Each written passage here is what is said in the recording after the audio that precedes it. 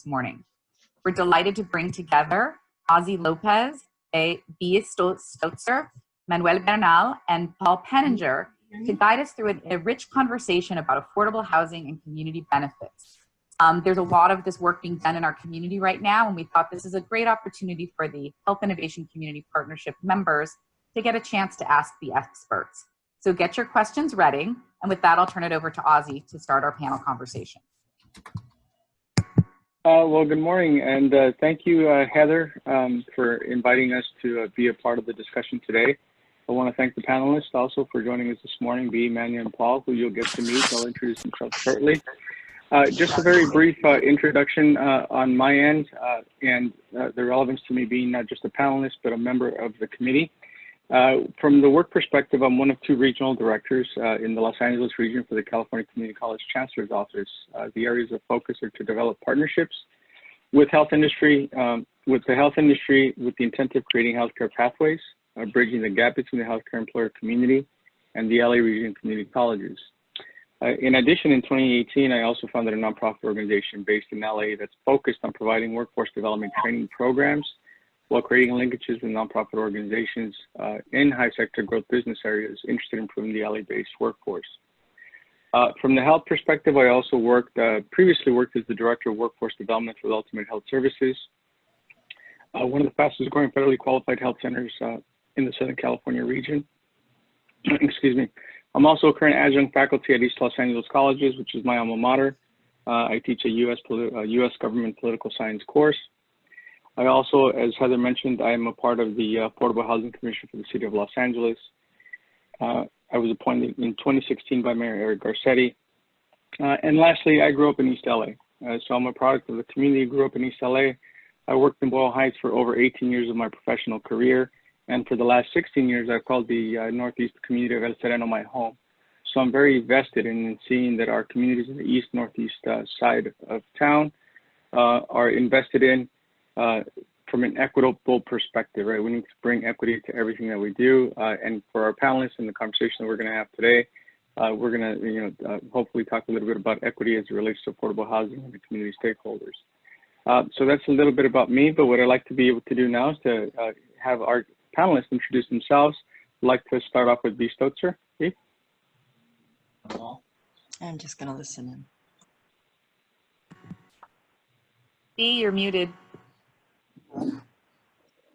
Hello, good morning, everyone. My name is Beatriz Arcelia Olvera Stotzer, so you can figure out that I'm Latina.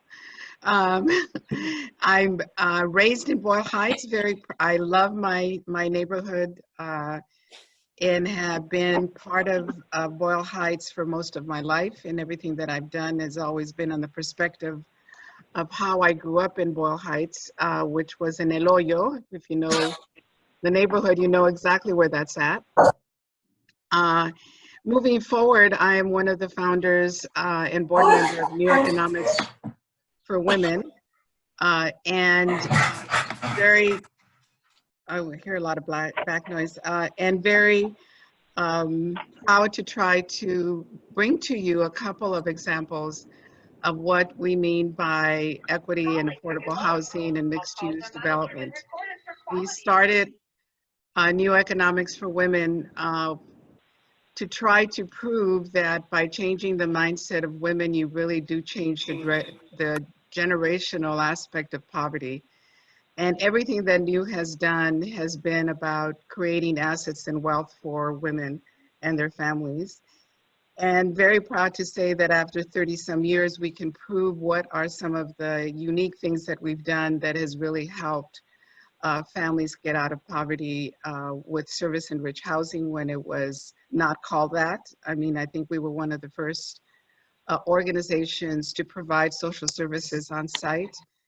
We were one of the first organizations to build childcare on site, and one of the first organizations to not only build 4 bedrooms in affordable housing, but 5 bedrooms in affordable housing. So we've set the standard in a variety of things. So and thank you just for go having to me. monthly meeting RSVP required.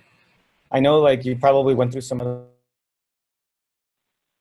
I'm sorry, can you please, aside from our panelists, can you kindly mute yourself? Would appreciate that, thank you very much. continue, B. That's it, Ozzy. Okay, thank you so much for your introduction, and we look forward to hearing from you in the panel discussion. Would like to introduce Manuel Bernal with the East Los Angeles Community Corporation.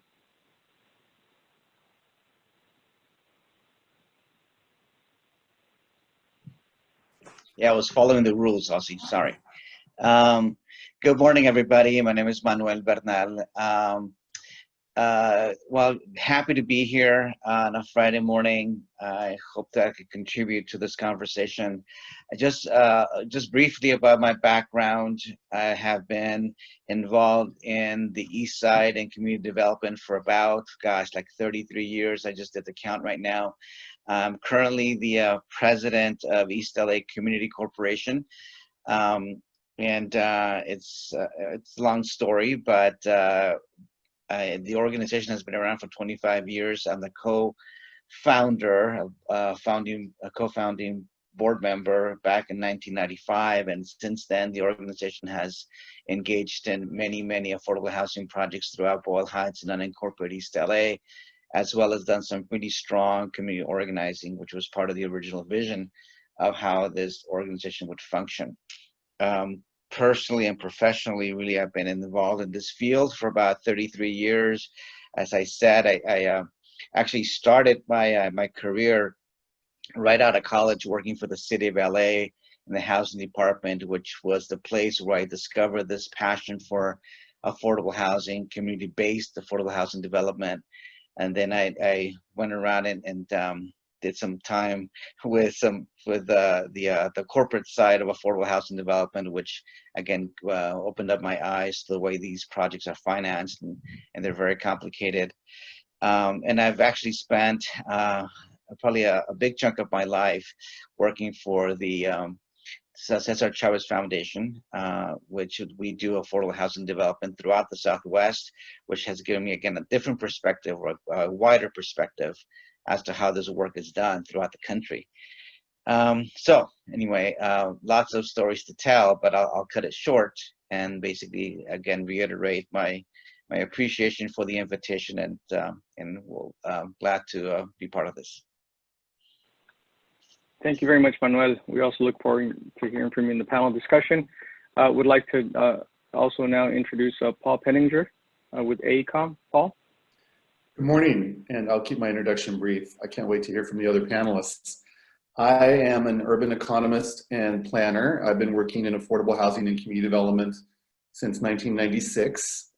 I actually began my career working for migrant legal assistance and was working as a legal advocate and tenants' rights advocate, and came to see through representing my clients that building affordable housing and working on sort of the project side was actually as meaningful or more meaningful a way to advance social justice and community development objectives than working as a legal advocate. So I have been very lucky to be part of the AECOM team, working with the county on the general hospital feasibility study, and have been at several of the community meetings and some of these meetings previously, and am anxious to get into the meat of this panel discussion. Awesome. Thank you very much, Paul. So I would like to start us off first. In listening to the introductions of the three of you, you've all done some, continue to do some great work, and have done some great work in your careers. But what I did hear in your introductions is that this is a work that it's not just a career track, but it's the right thing to do, right? I heard the passion that you bring to your work. And B, you mentioned in your introduction that the New Economics for Women, that you were one of the first agencies to not just create a 4, but a 5-bedroom affordable housing development. Can you provide, we'll start with you, but can you provide us, based on what you shared, expand on the examples of the successful affordable housing development that you created when you're related to that 4 or 5-bedroom, because you know, it was kind of like the pioneering of sorts?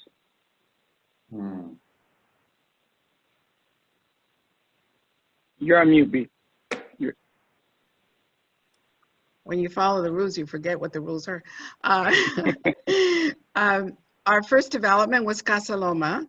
it was the first time, God, it was in the early 90s when we started our first project. It was very unique in the sense that we did a lot of focus groups with the women that was within, well, I think through 2 blocks and then 5 blocks. We gathered in several kitchens, and at night when they can gather and talk, and we got their ideas about what kind of a design that we wanted.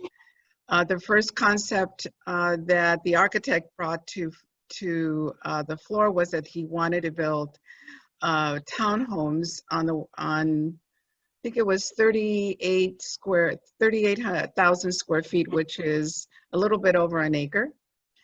And that immediately was downplayed very quickly because as housekeepers, they didn't want to go up and down the stairs every day and not be able to watch the children. They also wanted to have a kitchen that was very separate from the living room and not have an open space so they can help the kids do their homework and not be distracted by television and anybody else that was there.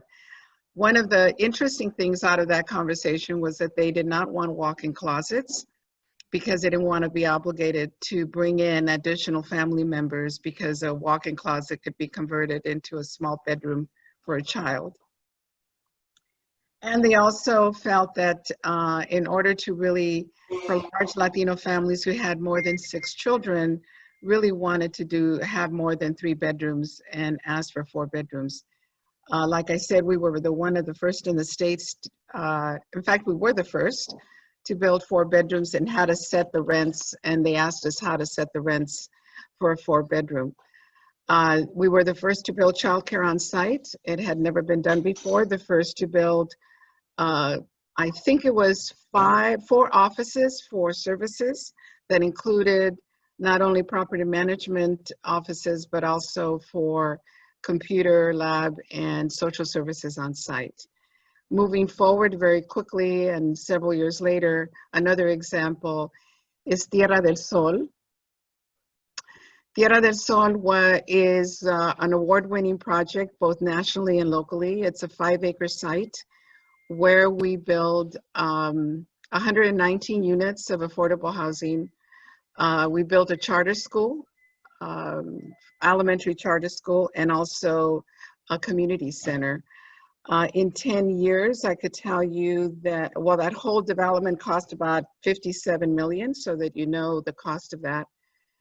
And how we designed the whole planned community, we literally went out and did door canvassing to find out what were the unmet needs of the community. And the one unmet need was a gym. There were no recreational facilities within a 5-mile radius, and there was increased youth crime and gang activity. And everyone, I mean, the surveys that we took, it was very clear that they wanted a gym. So when we designed the elementary school, it is designed with a full course gym, which is very odd. I mean, it was never done before. And also a 2-story elementary school.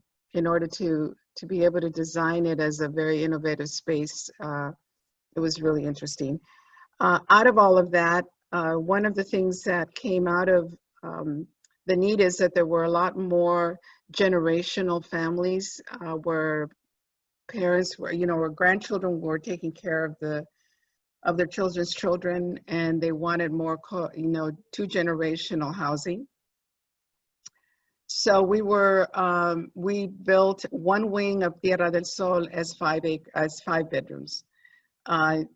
Just so you can get the idea of how unique that was, the state couldn't figure out what would be the rents at the time because we had 30% of AMI, 40 and 60% of AMI.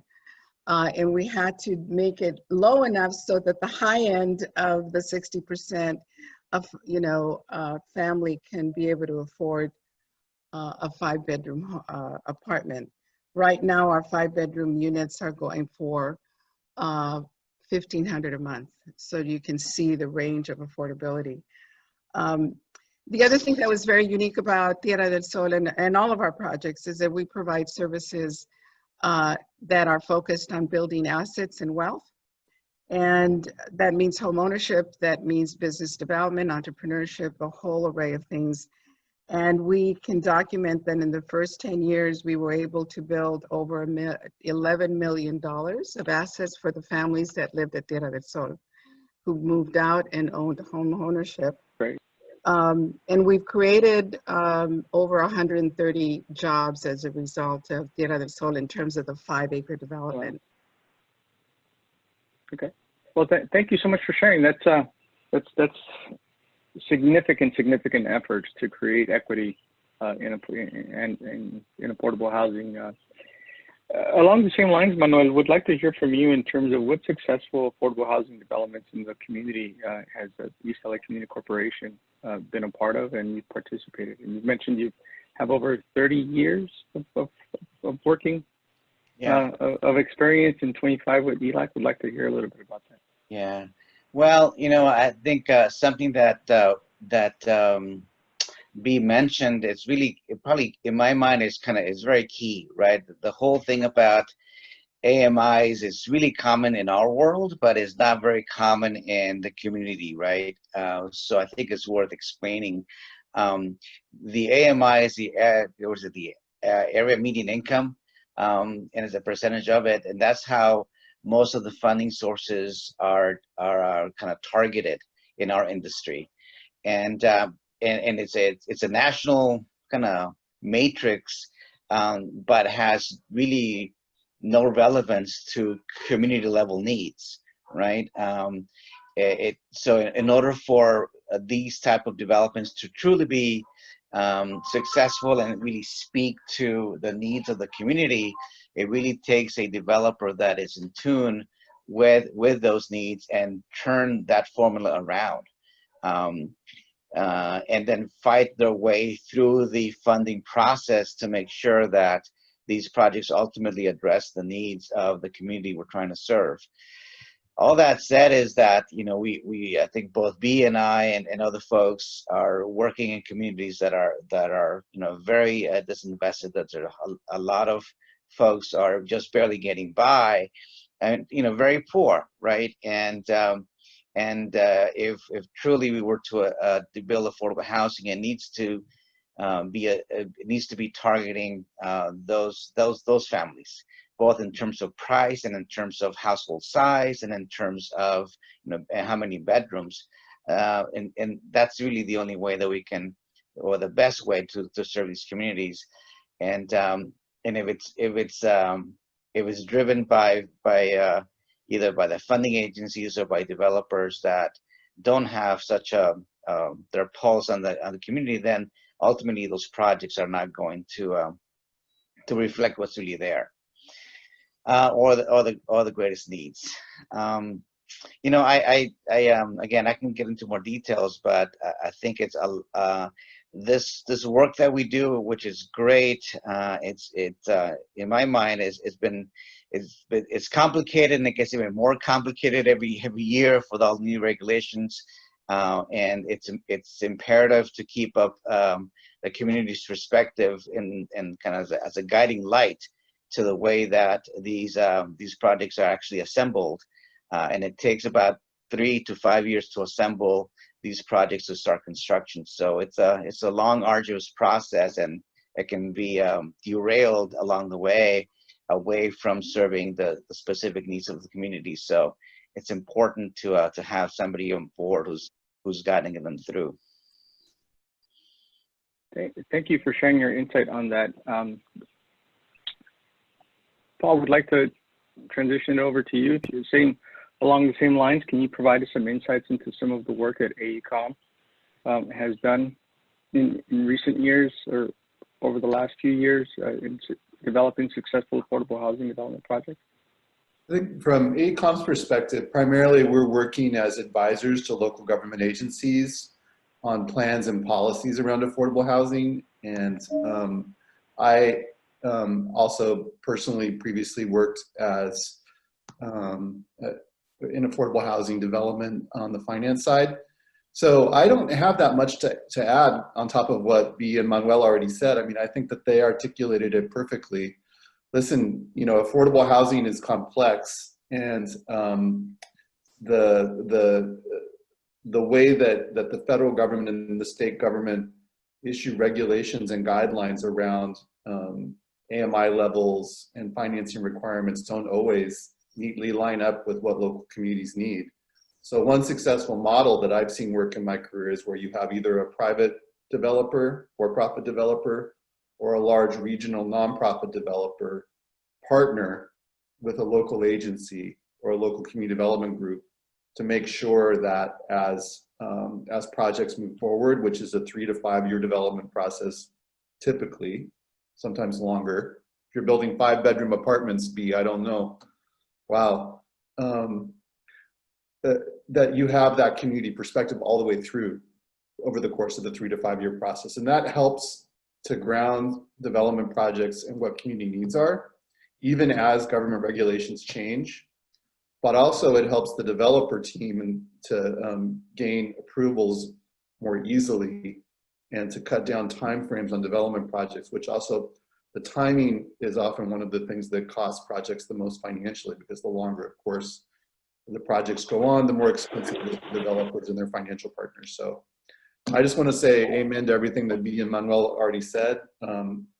Really important to have the community perspective and to have people who are experienced in doing these projects and know how to be creative about getting things done. Got it. Thank you for that, Paul. Now, Manuel, something that I think makes the Health Innovation and Community Partnership very unique is that it really emphasizes the importance to involve community stakeholders, be it the community residents, the nonprofit organizations, the stakeholders that make up the totality of a community. Whether it's in developing a community benefits agreement, or whether it's involving, as you mentioned in your previous statement, involving community to successfully launch affordable housing development. What's the, how do you approach your work to involving community stakeholders, and how do you work collectively with them to develop a successful project? That's a big one, right? I can go back to the past and then come to the future, come to the present. You know, when we were first building ELAC, we actually debated for 3 years before we actually incorporated about what was going to drive our development. Really, the housing development opportunities, right? Vacant lots or buildings that needed repair, or funding, or just this organization was founded on the vision of also having community organizing be part of its work. So was that going to drive development instead? And it took us 3 years of debate to get us to the point where it's going to depend, right? Sometimes there's going to be a clear opportunity for us to develop housing because there's funding, or because there's a vacant building that's there that there's no argument that something needs to be done with it. And sometimes, since we're going to have a community community network, then they'll tell us, you know, where the priorities are. And at the end of the day, we're going to have both, and we're going to have to exist in a way that we're going to have to develop. We're going to do development from both, driven by both, I guess, both drivers, which actually created a very unique organization where we have community organizing and affordable housing development coexisting in the same house, and having to manage the kind of the natural tensions that come between the two. That's the way that we formed ELAC, and that's the way it grew, right? Bringing you to the present, I think that the history of ELAC has been pretty much that, right? Where sometimes there's been a lot of money available on the streets, or buildings that are falling apart, and there's a need to get in there and do development.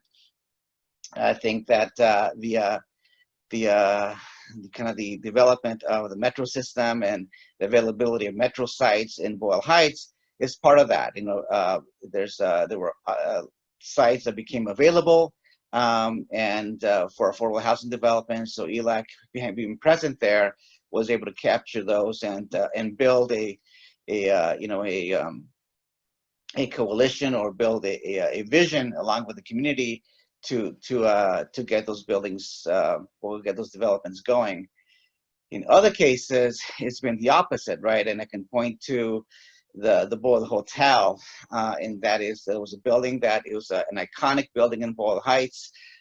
For a long time, it had served that community. Particularly in this case, it was the mariachis who had lived there, and because of the development of Mariachi Plaza across the street, it had becoming an increasing need for repair.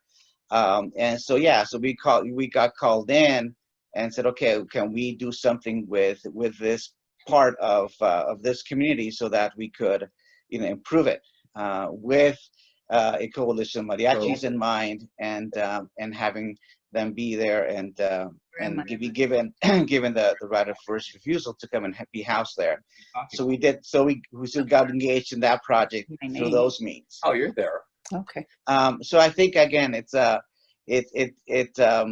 requires this kind of combined vision as to how to capture opportunities that come within the industry, as well as being connected to a community that was willing to provide the direction and the opportunities to fix something that's broken. Thank you for sharing, Manuel. B, same question for you. In terms of obtaining that community support in building a coalition, what steps has New Economics for Women taken in your building new projects and engaging the community? Well, I've already mentioned about the canvassing of the neighborhood. I'd like to, Manuel mentioned Mariachi Plaza, the tension about that and how you brought it in. Very interesting, well, it's not a contrast, but another side about advocacy and what do you need to think about when you're building affordable housing. We're the developers with McCormick Barron across the street, which is Santa Cecilia. And we did our focus groups, we informed everyone, did a lot of community meetings on the design and everything. And when it went up, because of our standards of design, there was a lot of flack of the community saying that we were gentrifying the community. It was a gentrification building, and that our rents were too high, which I thought was hysterical. Because there was no understanding of the fact that even though it was a very beautiful building, it was affordable housing. So, and we really demanded from a community perspective that they really did not want it to look like the projects.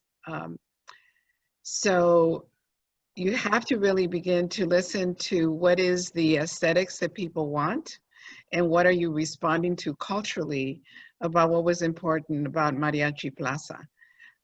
It was a very important project.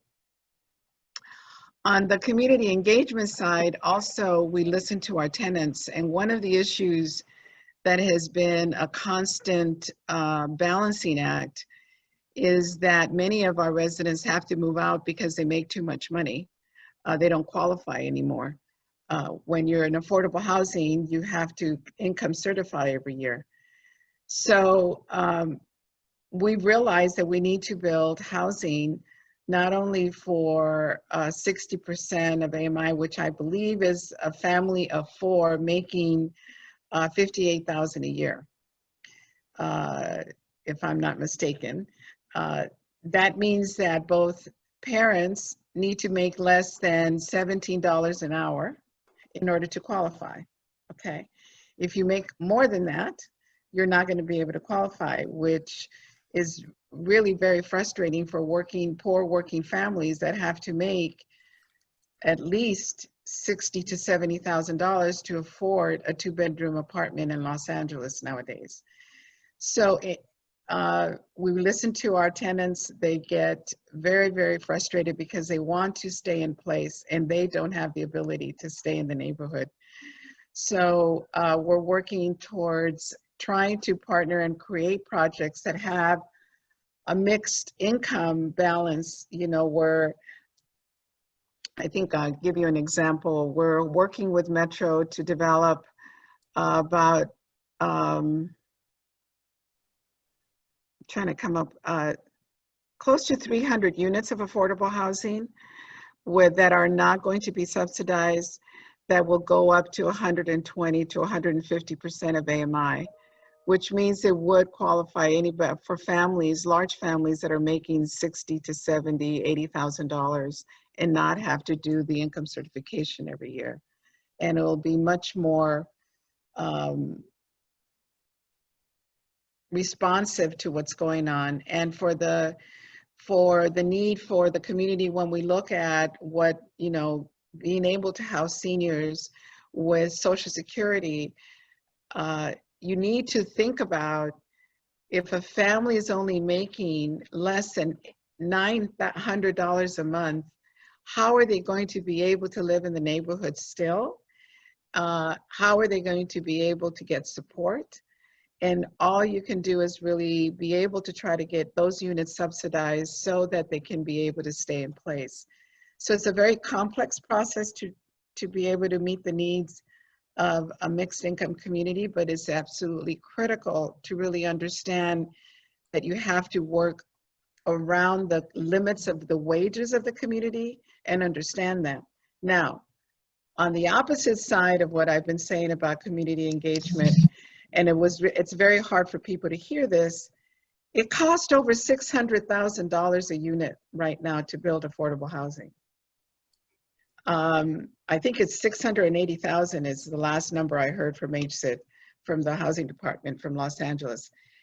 Now think about your mortgage. If you had a house at $600,000, $700,000, how much of a mortgage do you have to pay just for your taxes and everything else to make it work? You can't do it with private money and with incomes over $150,000 in order to build one unit. So it's getting much more complex. It's getting harder and harder every year to be able to get enough subsidies in order to bring down that cost so that working families can be able to stay in the neighborhood and be able to build affordable housing. Hey, Wow, Ozzy, that's deep insight.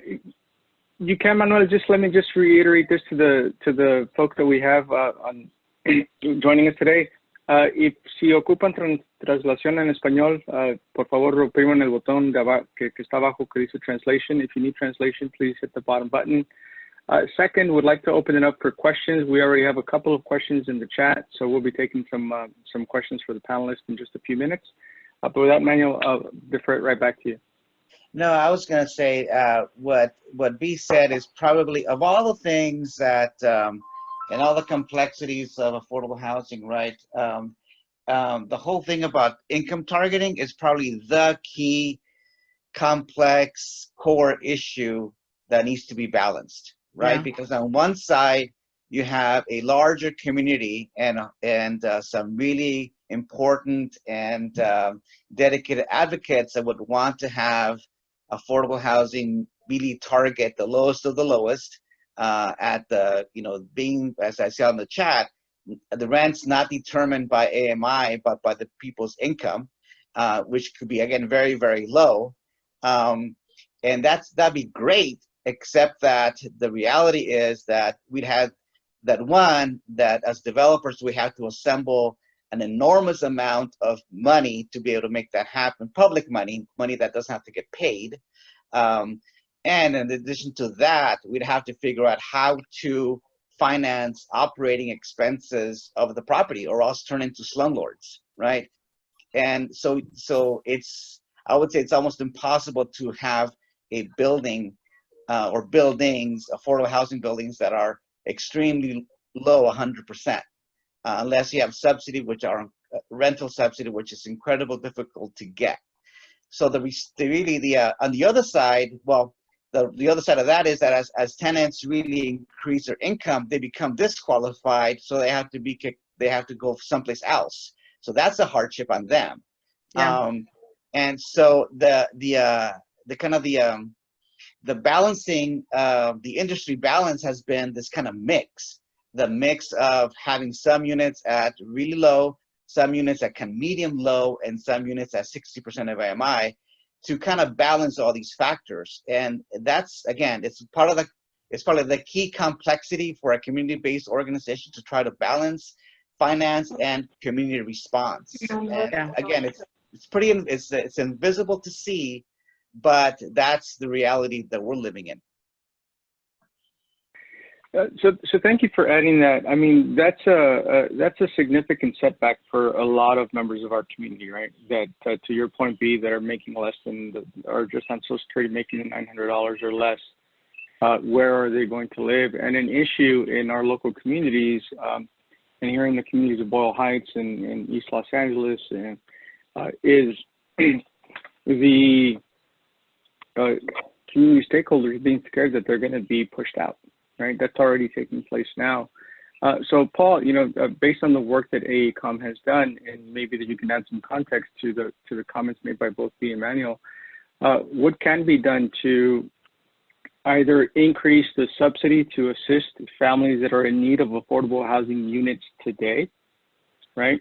But to also look at the way that we develop affordable housing units in the future. I think that one question in the chat box is that it's incomprehensible that it's $660,000 for just one unit, right?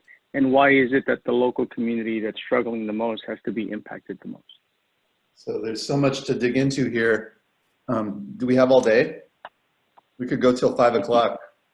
I'll just touch on a couple of things. One is that I think a best practice that we've seen nationally and internationally is that rather than trying to generate community support or community engagement around a single project or a single development, that you're actually getting a coalition of groups or individuals or stakeholders around a broader mission in a particular neighborhood. In East LA or in East Oakland or in San Juan, Puerto Rico, or anywhere you're working in the world that has, a tremendous community development and affordable housing needs in different places that I've worked. It can help individual developers if if you're not just concentrating on one specific development, but on a neighborhood, right?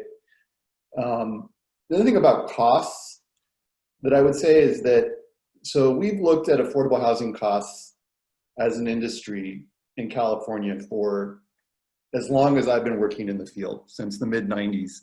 And there's always been this critique that affordable housing is more expensive to build than market rate housing. And when you actually have studied it, when this has been studied in depth and when I've looked at it, on a per square foot or per bedroom basis, that's rarely the case. What we do find is that affordable housing projects have higher soft costs, meaning entitlement costs, costs of putting together financing, the costs of addressing regulatory burdens and community engagement than other developments. And that's in part because it takes so long to assemble the financing for projects and also to address community concerns. So the more that we can kind of streamline all of that part of it, the sort of non-hard construction costs or labor cost part of it, and generate community consensus or buy-in around what's needed and what is going to be supported, not on a project basis, but on a neighborhood basis, I think the more successful developments are going to be. It's very easy to get caught up in whatever is going to be happening with this 150 or 100 unit development project, because it's so tangible. But moving out to what's going to be happening at the neighborhood or the city level, I think offers a lot more promise over the long run for comprehensively addressing community needs.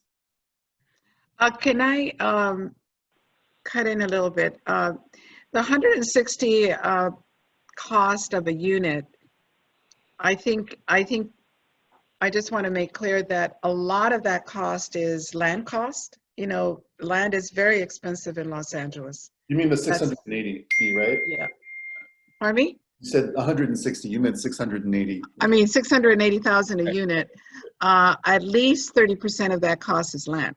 Yeah. I mean, at least, if you're lucky. The city, the kind of fees that you have to pay is also another 20%. the financing costs and then brought in. But the soft cost in time is really important. But you need, one of the things that to keep in mind when you're looking at a new development and you have like Tierra del Sol, 5 acres, you are not displacing anyone. And community is not going to be displaced. It was very hard for people to understand that.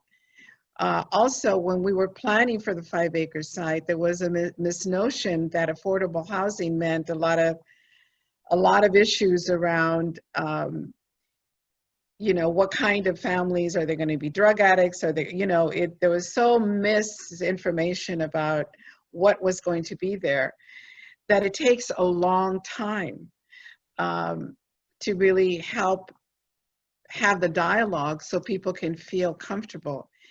The most important aspect of affordable housing and the kinds of things that Manuel and I do is that we provide good paying jobs in order for people to stay in place.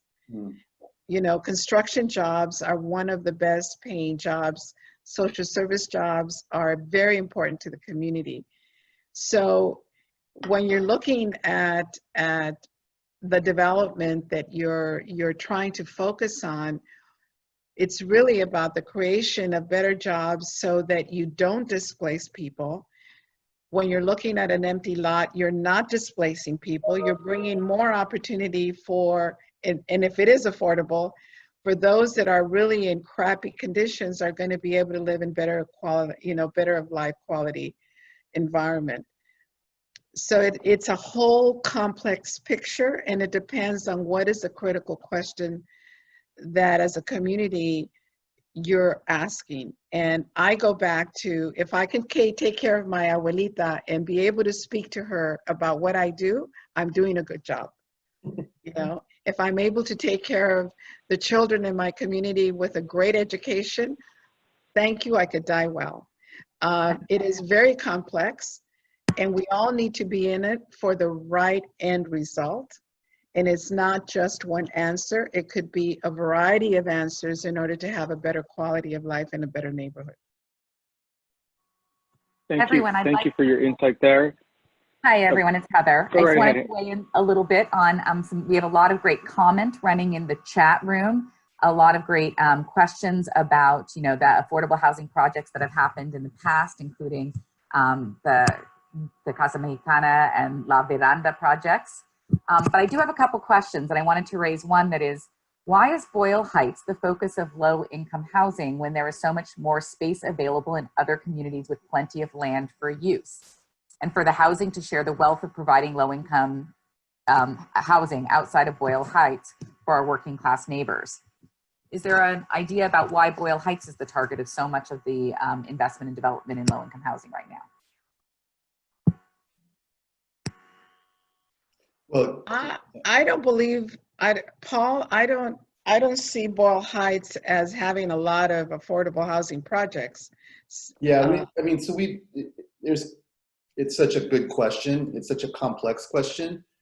I think we looked at a lot of where affordable housing has been built in the past 10 years in Los Angeles and in Southern California. And I think historically that's true. There certainly hasn't been a lot of housing targeted to special needs populations and low-income seniors and people transitioning from homelessness in Boyle Heights or in the surrounding neighborhoods compared to other places in Central and South Los Angeles, for example.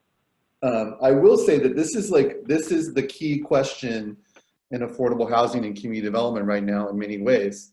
One school of thought says we should be directing funding and development to high opportunity neighborhoods, right? So opportunity neighborhoods mean places with a lot of social services and jobs and good schools and, good infrastructure.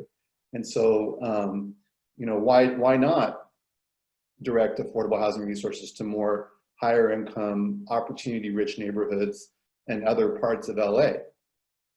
And that's a good question. I mean, there are definitely advocates in other parts of the country that are pushing HUD and state and local community development organizations to direct funding towards high opportunity neighborhoods, quote unquote.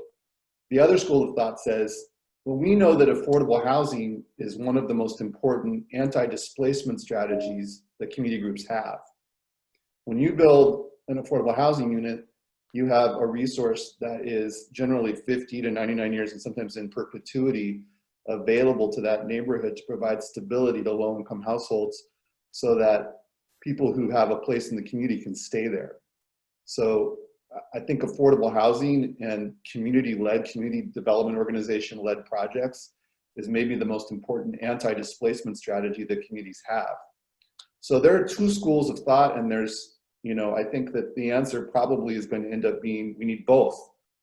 You know, we need affordable housing in Beverly Hills and in Santa Monica and in, you know, other parts of LA. And we also need to be investing in Boyle Heights and in El Sereno and in all the parts of East Los Angeles. So it's a difficult question, and it's getting that balance right.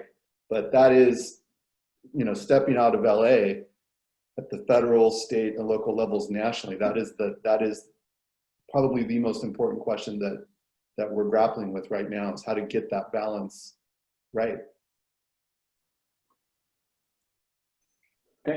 Thank you for your insight. I would like to, again, add to our audience today, or to our attendees.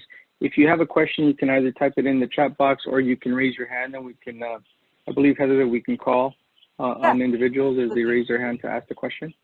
Yeah, if anyone from one of the phone lines would like to ask a question at this time, we'd be happy to consider it. Or if you want to raise a hand, I'll call on you in just a minute. I did want to also mention we have a couple other questions. One of them is around the nature of affordable housing design and why, you know, how architectural elements are considered to keep a community looking like an integration of the community character and history through affordable housing design, and a concern about the reflection of culture back into the space. Another great question that I thought, and B, this reflects on something I know you mentioned yesterday, is how do we move people from affordable housing to home ownership? Is that part of the continuum of affordable housing development? Hey, What was Heather, the question? I'm really sorry to interrupt. There's something slightly important to everyone. Would you mind sharing with everyone where the raise hand function is, or is it on? Just wanted to bring that to note. Thank you, Alex. You must click on under the participant link at the bottom of the page. You'll have to look for your name and say raise your hand. So click on the participant link and then click on the raise your hand function. Heather, can you ask the question again? Sure. The question was, how do we move people from affordable housing to home ownership? And you had talked yesterday about wealth creation as one of the strategies that we're looking at overall. Well, there's, from an individual point of view or a family point of view, when a family's interested in home ownership, they have to go through one of our courses on how the mind works. It's really about your relationship to money and what is it that you're valuing and you want to invest in, to have clarity in terms of what you're willing to give up and what you're willing to invest in. And really help the family understand what it's going to take to have a down payment and how long it's going to take in order to have that savings and have a down payment that's big enough for you to qualify. So they get, and I know ELAC provides home ownership counseling as well. It's a simple 8-hour workshop, and then it turns into several counseling sessions. And we also provide a lot of banks that are willing to assist a family with their down payment assistance programs and really help them identify that maybe they start off as a condo and then go into single family, but it's based on where they are and what they can qualify for. The second aspect of what we do is that we also build single family homes and acquire homes in order to, and rehab them in order to sell them as affordable as we can and get subsidy for that as well. So it's not just multifamily, we also do single family, which is very difficult, by the way, to do. Thank Yeah, you for let me just add to that answer, right? So even though there's counseling and there's savings for a down payment, but the bigger complication is that based on people's income and as you compare those to the average home price in LA or general LA area, not even Boyle Heights, there's a huge gap there between what people can afford and the price of a home. And yes, one of the options is a condo, which maybe people like or may not like. But the biggest obstacle, what I'm trying to say is the biggest obstacle is the difference between what people can afford based on their income and the average home price in the county, which it's significant. And even with a soft second from a city or locality, it may not be enough to cover that gap. So bottom line, I think we need to get our families to just, if they want to buy a home, it's either they're going to have to go outside of LA County, or we need to find them ways to generate more income. Just kind of go up the professional ladder so that they can generate some more income, which will kick them out of affordable housing. But again, that's a family decision, and actually, it's probably a good thing for them to consider. Thank you, gentlemen, and B. We have a few raised hands, so I'd like to pivot to asking some of our attendees to ask their own questions. We'll start with Alex Villalobos. I will ask, please, that we ask questions of the panel, not make long statements, but really pose a short form question for the panel to respond to, as we are running short on time. Go ahead, Alex. Hi, Paul. Good morning. This, well, as you can tell, is directed at to Paul. I was wondering, what solutions can we come up with in providing affordable housing when, by law, it is we can't dedicate to any given community? So my concern is with understanding how. One, it's an issue of displacement. I think there's a bigger conversation there, but if we can't guarantee those in a given community that they will receive these available housing units, how can we, combat that situation? If there's an affordable housing development coming up, and adjacent to it there's people in need of housing, but they can't be directly committed to it, how do we resolve those issues? I think I understand the question, and I think Manuel and B probably could answer this too, but let me just start.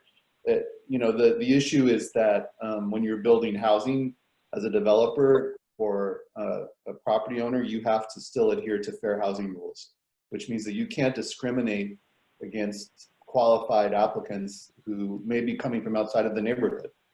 So what we've seen that has worked in other communities nationally is groups that are integrated into a local community can affirmatively market to neighbors and to do really directed marketing and outreach to individuals and households and neighborhoods that are the intended beneficiaries of a given investment.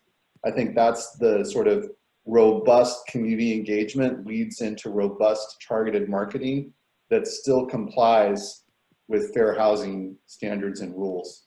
So you're right, you can't set aside a specific unit to a particular group or family, but you can still do it. I mean, listen, I've been involved with efforts to build housing directed to LGBTQ seniors for 25 years.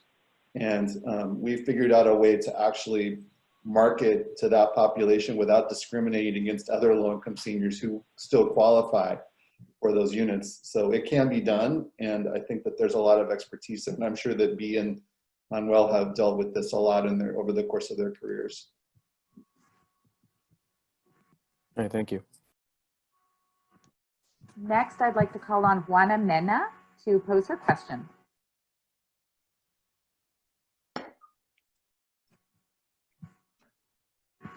Juan, are you available? Yeah. ¿Aló? Hello, Ana. Go ahead. Ajá, ok. Hola, buenos días a todos. Mi nombre es Juana Mena. Yo estoy escuchando todo lo que están hablando, pero yo no escucho que piensen nada o hablen sobre las personas indocumentadas que no tienen un trabajo estable y sus recursos son muy bajos. Yo escucho más desplazamiento, yo escucho más aburguesamiento y como residente, yo veo a una comunidad desprotegida.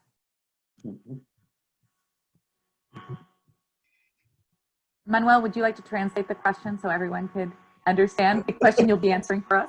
Sure. What Juana is basically asking or stating is that she hears a lot about displacement and about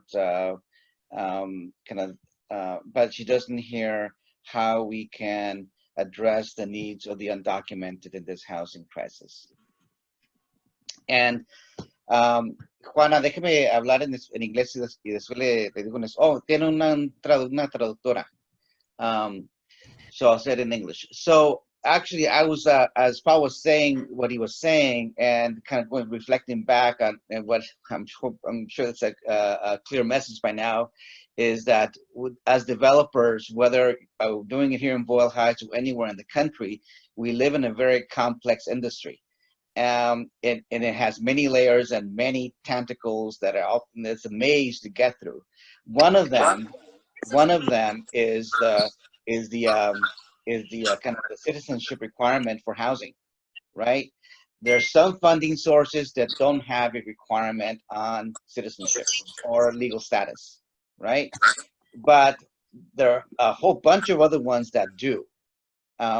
And if we as developers want to build housing, then we need to think that we have to balance that, right? So in some cases, we're able to navigate our way out of those requirements when we can, and other times we can't. And there's a contradiction there. So for example, I saw a comment here about what about people that are homeless? Good question, right? We can, as developers, build housing for homeless, but homeless don't have steady income. So those projects require some sort of subsidy. If that subsidy is coming from the federal government, it has a legal status attached to it. So we couldn't service homeless people that don't have legal status.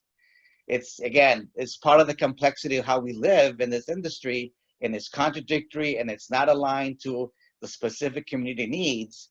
And that's what makes it difficult and frustrating for us at times.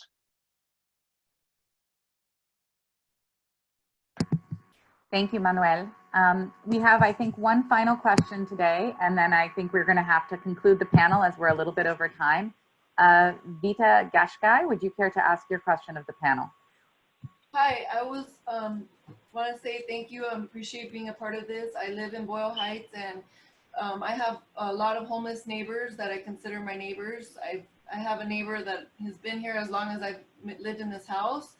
And since we're already surrounded by the homeless, we need to help them get housing.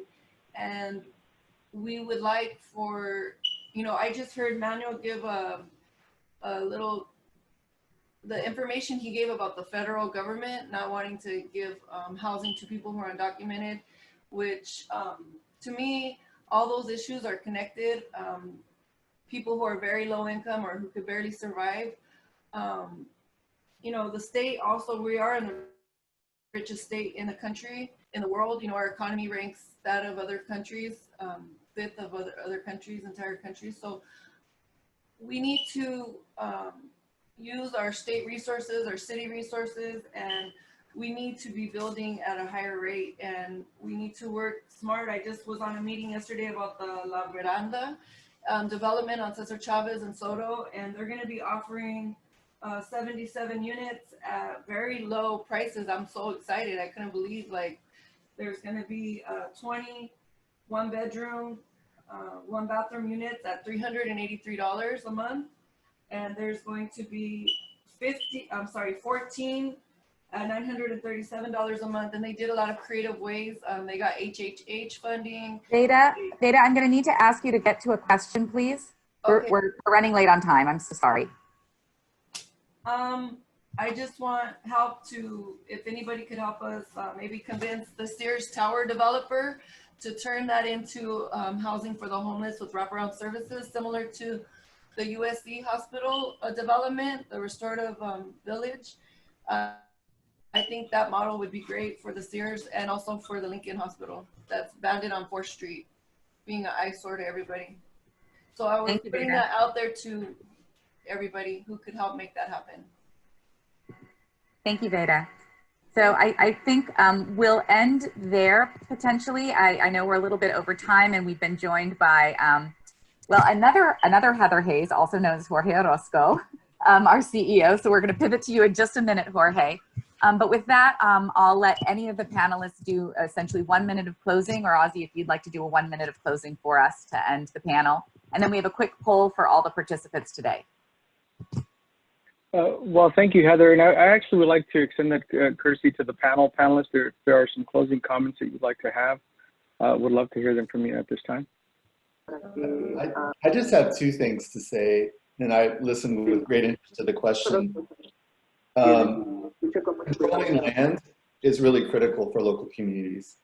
So community land trusts, other community-based organizations that control land assets, and how potentially with funds that don't come from the federal government, so they don't necessarily have all of those strings that Manuel was talking about, so that you can provide housing to people without formal documentation, that you can provide housing at lower incomes and in a mix of incomes that meet community needs.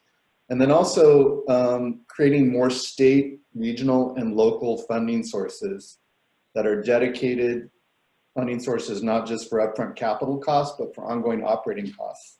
We are a wealthy society, and LA is a relatively prosperous region, even despite the COVID crisis.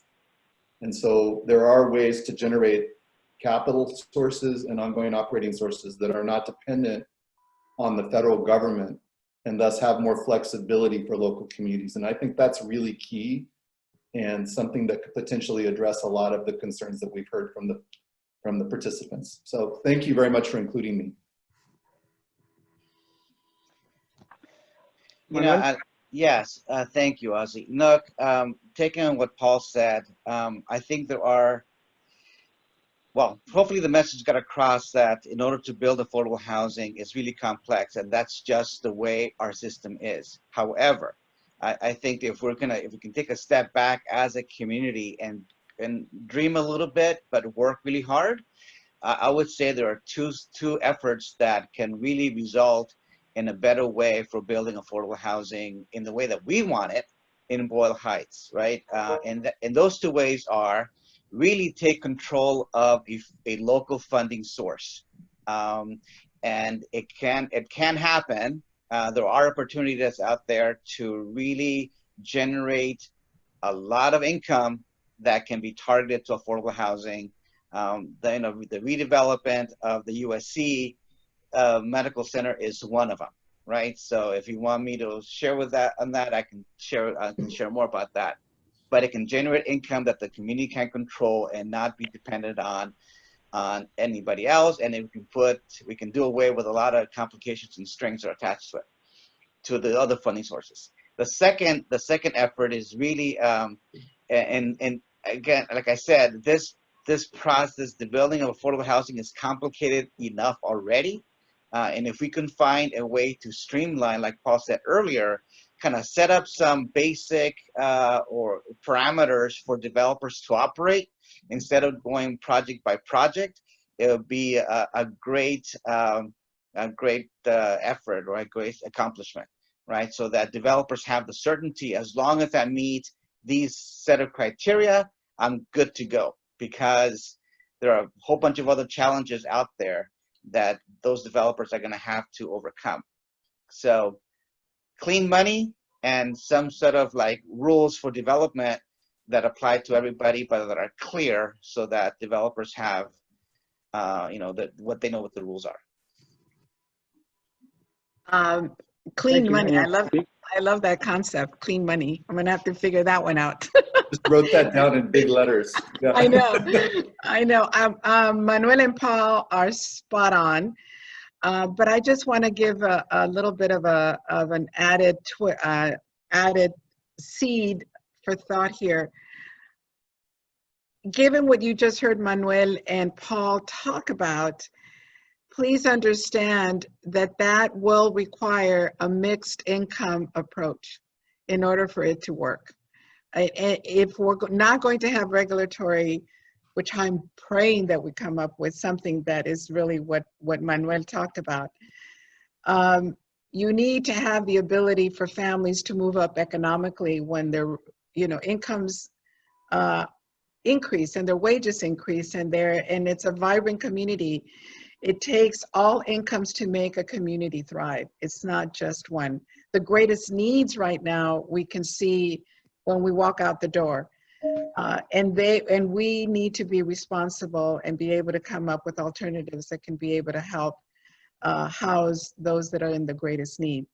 And above all, I'm hoping that women and children always come first, because families are very much traumatized when we don't deal with taking care of our children.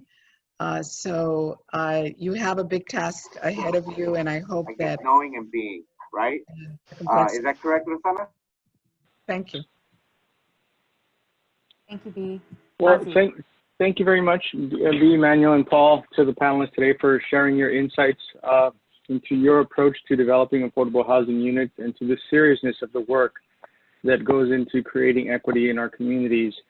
To close, there's a quote that I'd like to share, and it's, housing is a human right. There can be no fairness or justice in society in which some live in homelessness or in the shadow of that risk while others can't even imagine it. That is an unfortunate reality for many members in our communities to this day. And what I can share with the group that's with us today is that we are all taxpayers, and we have to hold our representatives accountable. And if we need to push for legislation to change the way that affordable housing is looked on or adhered to, then that's where we have to take our fight to. Because housing, as stated in the quote, is a human right, and we have to address this issue head on. So for the panelists, thank you very much. Heather, thank you and the group for allowing me to moderate the panel today. And with that, I'll send it back off to you, Heather. Thank you so much, Ozzy, and everyone.